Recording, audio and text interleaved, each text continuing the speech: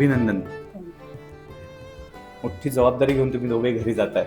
म्हणजे हा प्रवास असा अडथळ्यांची शर्यत होता ना आपल्यासाठी. मध्येच बाळाचं वजन कमी होणार, मध्येच ही भीती की आता काही असेल का, काही प्रॉब्लेम निघेल का, काही अडचणी येईल का. 2.9 kgचं बाळ डिलिव्हर झालं. 12 तासापेक्षा जास्त काळ त्यांनी सहन केला. सीझर होणार की नॉर्मल होणार हे खरंच आमच्या हातात नसतं, पण जे प्रयत्न करणं आहे तेवढी गोष्ट मात्र नक्की आपल्या हातात असते.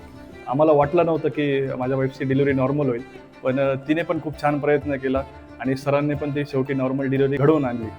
अभिनंदन. माझ्याबरोबर ना हे यश आपल्या सगळ्यांचं आहे. माझ्याबरोबर काम करणारी माझी टीम, तुम्ही दोघं कसे प्रयत्न करत होतात, हे सगळ्यांचं मिळून हे यश आहे. आपली डिलिव्हरी सर रात्री झाली. तुम्ही म्हणजे रात्री पण एवढं कार्यतत्पर आहे ऐकून आम्हाला खूप छान वाटलं. तुम्ही रात्री पेशंटसाठी 2 वाजता. अवेलेबल 24 तास असतात हे नाही, खूप नाही, तुम्ही एकदा हॉस्पिटलमध्ये आला की तुम्ही माझी जबाबदारी, त्याच्यात मी कधीच डिनाय करत नाही. रात्री 2 वाजता हो, पहाटे 3 वाजता ते हो, आम्हाला 4 खूप वाजता. आवडलं ऍक्च्युली की तुम्ही मला बोलले की 24 तासात कधीही फोन करा.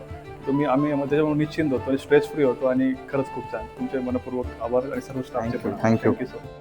आणि बऱ्याच मी व्हिडिओ पण बघितला होता सरांच्या इंस्टाग्राममध्ये. त्याच्यातूनच मला सरांचं समजलं होतं. सरांच्या बोलण्यातच एवढा सकारात्मकपणा असतो की पेशंटला खूप छान वाटतं आणि ही डिलिव्हरीची प्रोसेस सरांनी खूप आमची छान केली. तो आम्ही नाशिक रोडवरून इकडे सरांकडे आलो आणि फायनली सक्सेसफुल आणि चांगली जर्नी होती. थँक्यू.